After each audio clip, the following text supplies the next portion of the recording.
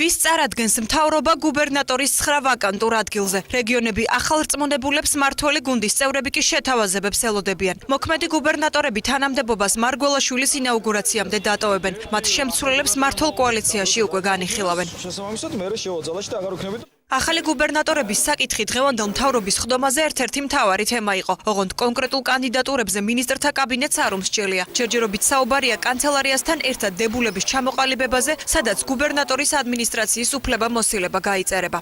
ჩვენ ამ პროექტს უკვე გაგაცნობთ თქვენ, როგორ ვიწყებთ ადგილობრივი თვითმმართველობის გამაგრებას და გამყარებას და შესაბამისად მე ვფიქრობ, რომ ამ ინსტიტუტს, რასაც ქვია დღეს გუბერნატორი, შეიძლება საერთოდ დააკარგოს ხიბლი და დააკარგოს პასი.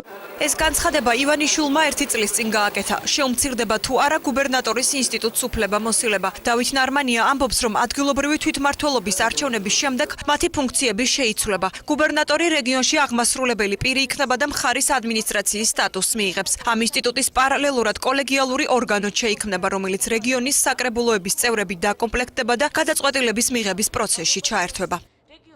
გუბერნატორის ინსტიტუტის გაუქმებაზე არა, მაგრამ მას მერე რაც ადგილობრივი თვითმმართველობის არჩევნები ჩატარდება, ამის შემდგომ ჩვენს მიერ შემოთავაზებული მოდელით მხარეებში იქნება წარმომადგენლობითი საბჭოები, რომლებიც დაკომპლექტდებიან ქვედა დონეზე ადგილობრივი თვითმმართველობის წარმომადგენლებისაგან და ისინი განსაზღვრავენ მხარის პრიორიტეტებს, დაამტკიცებენ სოციალ-ეკონომიკური განვითარების გეგმებს, დაამტკიცებენ მხარის ხარჯთა აღრიცხვას და ასე შემდეგ და გუბერნატორები იქნებიან აღმასრულებლები, ანუ ამ პოლიტიკის რაც იქნება განსაზღვრული საბჭოს მიერ, ამ პოლიტიკის გამტარებლები მხარეში. კონსულტაციების მიუხედავად მთავრობის წევრები მედიასთან გუბერნატორობის კანდიდატებს არ ამხელენ. შესაძლოა ყველა ჯერ შერჩეულიც არ ჰყავთ, თუმცა რამდენიმე კანდიდატზე დაუდასტურებელი ინფორმაცია მაინც ვრცელდება. ქვემო ქართლის გუბერნატორის სავარძელს სავარაუდოდ ამირამ ბიწაძე დაიკავებს. ის რეგიონში გიორგი მარგველაშვილის შტაბის ხელმძღვანელი იყო. კახეთში შესაძლოა თელავის ყოფილი გამგებელი ზურაბ ყურაშვილი დაინიშნოს. გურიაში კი გუბერნატორის თანამდებობაზე არაოფიციალური ინფორმაციით დავით დარჩიას კანდიდატურა განიხილება. არაფერს არ გამოვრიცხავ. ჯერჯერობით კომენტარის გარეშე. კარგით. საერთოდ მე მიმაჩნია, სადაც ჭირდება სამშობლოს, იქ უნდა იყოს ყველა ვარ ჯარისკაცი და მიმაჩნია, რომ სადაც ჭირდება სამშობლოს, იქ უნდა იყოს ადამიანი. მორიცხული არ გამოვრიცხავ, მაგრამ მე თვითონ პირადად რამე არ ვიცი.